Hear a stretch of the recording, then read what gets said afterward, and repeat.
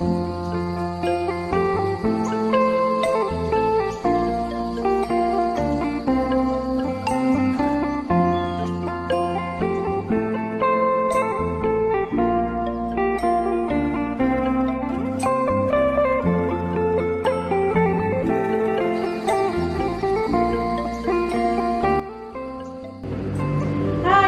Perpundagaan, kembali lagi dengan saya dari Siski sebagai host di acara Bincang-Bincang Asik. Jadi dalam rangka perayaan Hari Bakti Perpundagaan yang ke-18, tema Bincang-Bincang Asik kali ini adalah tentang work-life balance, dan kita sudah menghadirkan dua guest stars, dua bintang tamu, yaitu ada Jabat Eselon 3 di Kanwil DJPB Kalimantan Tengah. Jadi ada Bu Martina dan ada Pak Yusuf Wijaya.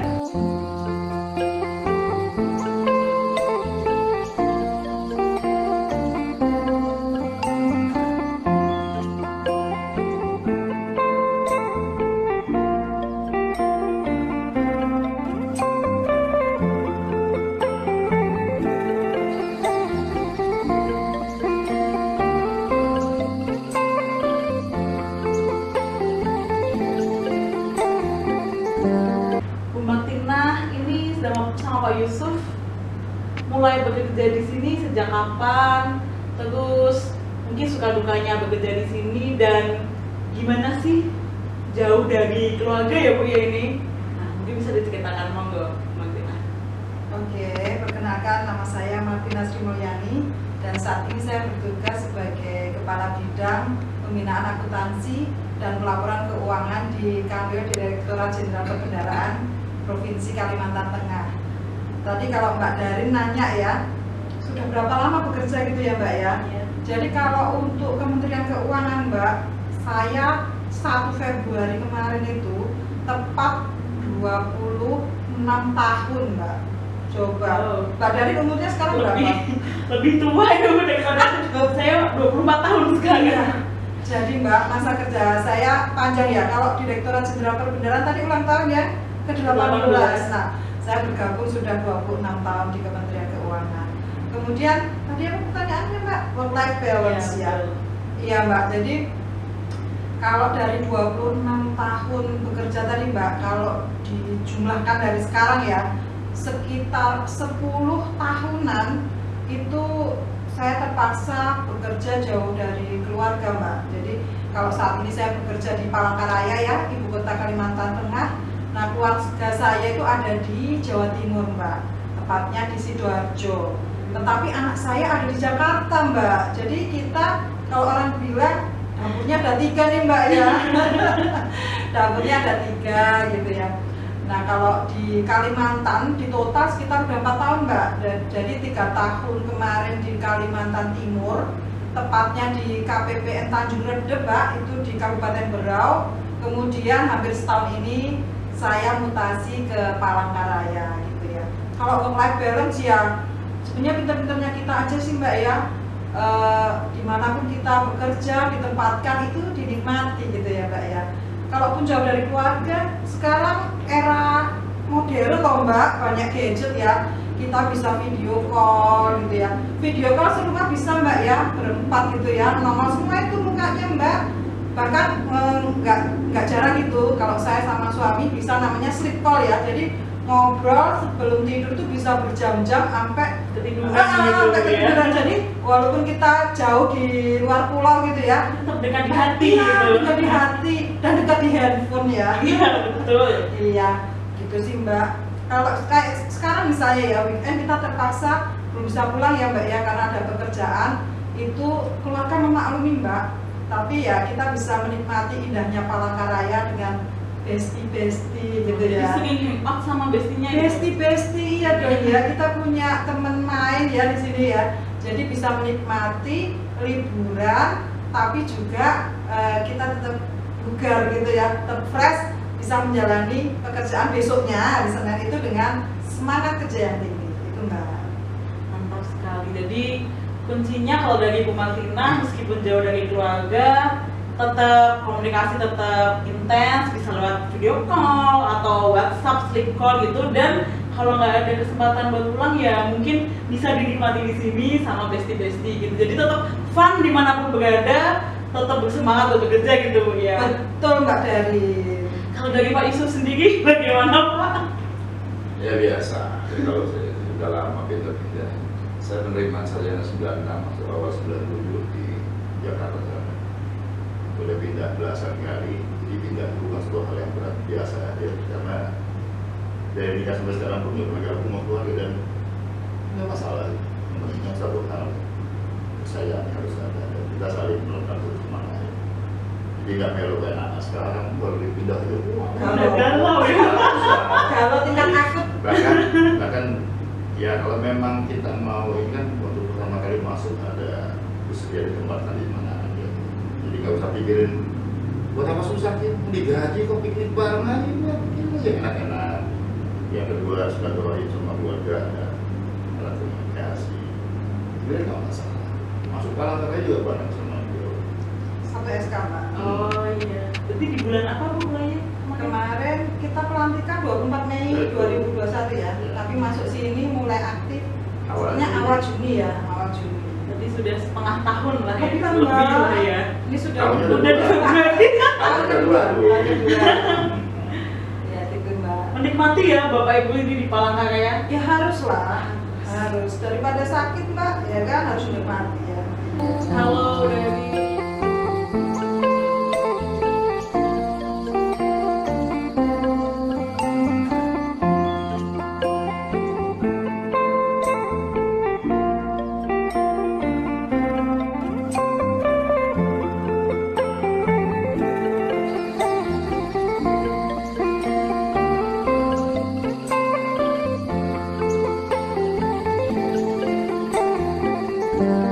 jadi keluarga tidak mempermasalahkan ya. Kalau untuk anak gimana Bu? Jadi kan saya sendiri kan nih sebagai anak nih Bu ya. Iya. Kalau misalkan sudah terbiasa Bapak Ibu nggak di rumah itu apakah, mohon maaf ya, apakah anaknya kalau masih kecil kan nanyain gitu, loh Mama, Wah Mama di mana? Atau Mama Papa kok nggak pernah pulang? Ini gimana memberikan pengertian? Terus gimana biar anak itu nggak kekurangan kasih sayang gitu Bu? Iya. Jadi ini ibu-ibu banget ya percakapannya ya. Oh, Mbak, ya. Bapak-bapak juga. Kalau ngomongin anak memang agak-agak gimana gitu ya. Jadi ya kalau anak saya waktu saya pindah-pindah ya Mbak ya, itu yang paling kecil itu saya ingat masih TK Mbak. Kemudian yang besar mungkin sekitar kelas 4 SD ya. Kalau saat ini sih alhamdulillah yang besar sudah bekerja dan yang kecil sudah kelas 3 SMA menjelang kuliah gitu ya. Jadi diberi pengertian Mbak bahwa ibunya itu tidak bisa menemani mereka 24 jam karena adanya pekerjaan di luar home base itu ya. Tetapi anak-anak saya akhirnya mengerti polanya Mbak. Katanya anak saya yang kecil waktu itu dengan bahasa sederhana dia bilang, oh iya nggak apa-apa, Mama memang kerja nggak di sini ya, tapi saya tahu kok kalau Jumat Mama pulang gitu. Jadi dia tahu kalau misalnya weekend gitu ya, ibunya berusaha pulang gitu. Jadi mereka berharap setiap minggu ibunya bisa pulang. Kemudian setelah mereka agak besar Mbak, itu anak saya bilang gini, Mama ternyata yang bapak atau ibunya kerja di luar kota itu banyak loh Mak. Temenku sekelas itu ada yang bapaknya jaksa, tentara, kemudian dokter gitu ya. Bahkan sahabat saya itu Mak, bapaknya malah di Papua loh Mak gitu ya, karena tentara gitu ya. Jadi ternyata bukan Mama aja kok gitu ya. Kebetulan juga anak saya waktu SMP itu teman sekelasnya ibunya kepala KPPN. Jadi kami saling mengenal dan akhirnya mereka paham gitu ya. Memang tidak semua keluarga itu bisa ideal berkumpul dalam satu rumah, tetapi banyak temannya yang seperti itu. Kemudian kalau libur Mbak, libur sekolah misalnya atau libur panjang gitu ya, itu anak-anak saya bawa ke tempat tugas Mbak. Jadi kalau misalnya saya dulu di Jogja, kemudian di Madura, di Kalimantan Timur, di Kalimantan Tengah, anak-anak itu sering saya ajak gitu Mbak. Kadang bisa sebulan loh kalau libur panjang gitu. Bahkan sempat puasa dan lebaran di perantauan bareng saya gitu. Jadi mereka menikmati katanya gini, wah ini kayak piknik ya Maya, nuansa baru, nuansa baru. Jadi tidak, jadi setiap tempat saya bekerja anak saya itu tahu gitu loh. Jadi tidak kepo, mama di mana sih, kalau misalnya Kalimantan tuh di mana sih gitu, karena mereka tahu lokasinya gitu ya, dan merasakan kehidupan masyarakat sekitarnya gitu.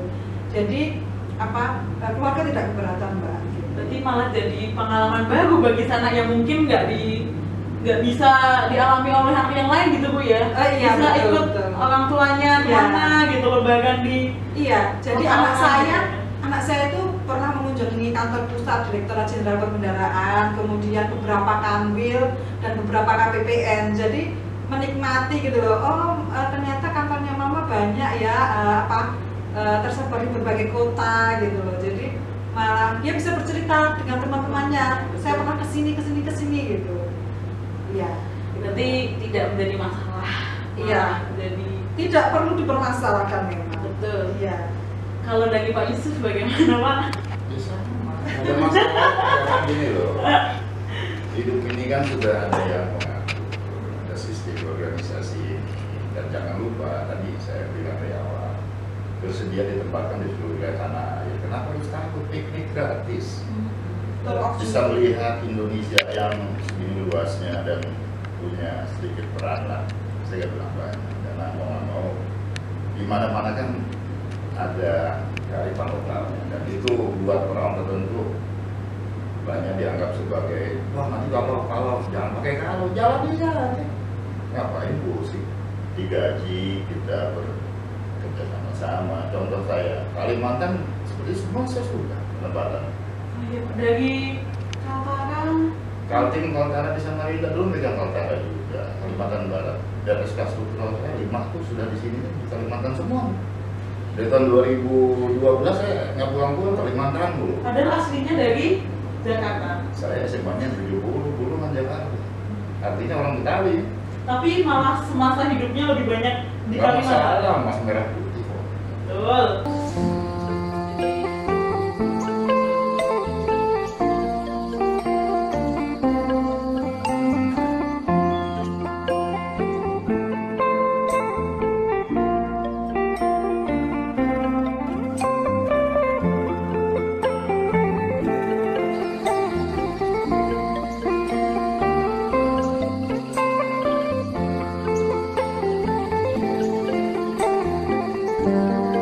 Nah, kalau tadi kita udah banyak ngobrol-ngobrol tentang keluarga gitu Bu ya, tentang dilema dan dinamika berkeluarga yang jauh gitu. Sekarang kita bakal bahas nih tentang work-nya. Jadi sebenarnya tantangan apa sih Bu yang dihadapi di Kanwil DJBP Kalimantan Tengah ini? Baik Mbak Dari. Jadi sekarang ada peran baru nih untuk Kanwil Direktorat Jenderal Perbendaharaan ya di daerah, yaitu selaku RCE, Regional Chief Economist.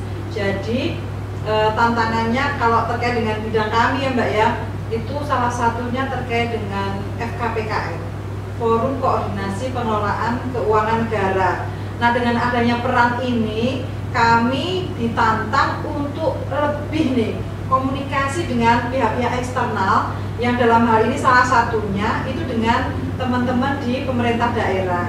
Jadi Mbak, untuk tahun ini kami ada namanya nota kesepakatan atau MOU dengan seluruh Pemda di Kalimantan Tengah. Ini ada 13 kabupaten, 1 kota yaitu Palangkaraya, dan juga nanti dengan pemerintah provinsi Kalteng ya. Jadi terkait dengan penggunaan data bersama nih Mbak, yang ada di Pemda maupun di pemerintah pusat, dengan hubungan keuangan pusat dan daerah nih ya, KPD nih ya Mbak ya. Salah satunya partner saya nih Mbak terkait dengan peran baru Kanwil ini adalah Pak Yusuf ini ya, di bidang PPA 2, Pembinaan Pelaksanaan Anggaran 2. Gimana Pak Yusuf? Ya, tahun 2022 ini ada amanah baru banyak, ada beberapa. Tapi kalau bisa digaris bawah itu ada pertama RC tadi, kedua forum komunikasi tadi, yang ketiga bagaimana kita menjembatani beberapa tusi kita pada pemerintah daerah. Salah satunya begini, kita melakukan hal ini tentu ada SOP-nya bagaimana harus bersikap dan segala macam. Dimana masing-masing wilayah itu tentu punya kearifan lokalnya dan habitnya dari Pemda itu sendiri. Kita bicara di sini adalah masalah manajemen kan, kalau ilmu ada seni kan, bagaimana kita, kalau ilmu udah jelas lah kita harus menyelesaikan pekerjaan. Kalau manajemen bagaimana kita menentukan apa sih yang harus dilakukan sebagai pendamping untuk Pemda ya, bukan cuma. Karena otoritas Pemda ini kan kita sebagai pendamping, bukan sebagai pembina. Pembina ini Kemendagri itu tuh hal yang mutlak. Nah, bagian dari pendamping ini bagaimana sih? Yang pertama, sebagaimana juga program kita ya, bagaimana mengawal APBN ya untuk Indonesia tumbuh segar dan lain sebagainya. Mau gak mau kita harus mencermati sudah tepat sasaran kan apa yang dia lakukan itu pertama. Yang kedua, bagaimana mekanismenya, tentunya kita harus mendalami apa sih yang harus dilakukan di sana dan siapa figur yang bisa menjadi bridge buat kita pada Pemda pada kesempatan pertama delegasi pekerjaan itu selesai. Dan fungsi kita di pendampingan jalan. Ambil contoh begini, jadi tempat kami ada TKDD, itu masing-masing punya spesifikasi sendiri sebagai mana pencairan dan hambatan. Nah, disitulah kita main perannya. Kita cermati dulu siapa yang menjadi mitra kita. Gambarnya itu mereka ya, Pemda ini. Kita ambil satu grup ASN sendiri, kita main di situ masuk. Kalau 40 hari saya di sini, kalau tak ya itu Pemda, namanya sekda, kita pegang dulu, kita amankan dulu, baru kita oper data-data yang memang ya, harus sudah selesai. Setelah itu sudah update data itu dan kalau ditanya saya jawab, memang untuk kita beri perhatian dulu pada mereka, kita periksa dulu supaya kita melaksanakan yang itu yang harusnya dilakukan itu bukan kita yang merintahkan pada jajarannya, tapi adalah pimpinan, dan itu alhamdulillah berhasil. Dan ada hasilnya sih ya Pak ya. Ini Mbak, kita kan udah hampir setahun ya sinergi ya dengan rekan-rekan di Pemda. Setelah mereka merasakan hasilnya gitu dengan adanya koordinasi yang bagus tadi Pak ya, salah satunya TKDD tadi, transfer ke daerah dan dana desa. Dalam hal ini sih terutama yang disalurkan teman-teman KPPN ya, yaitu dana alokasi khusus fisik atau DAK fisik dan juga dana desa. Kemarin yang membahagiakan Pak Yusuf ya, kabar terakhir untuk kinerja TKDD 2021 Kalimantan Tengah 01 ya, kinerjanya ya itu luar biasa loh, dan itu satu nasional ya, nasional. Jadi dengan adanya banyak kegiatan yang dikawal oleh Pak Kanwil ini ya di Kalimantan Tengah dengan hubungan yang bagus itu membuahkan hasil. Nah semoga ya Pak dengan adanya hasil nyata ini nanti kedepannya bahwa oh iya ternyata keberadaan Kanwil di Kalimantan Tengah itu membawa manfaat langsung gitu ke rekan-rekan Pemda, bahwa salah satunya penyaluran transfer ke daerah dan dana desa menjadi lancar sehingga hasilnya bisa langsung dinikmati oleh langsung masyarakat gitu loh. Pembangunan fisiknya itu nyata gitu. Maksud tujuannya pertama itu pemerintah dengan dana desa, dana desa yang itu ya.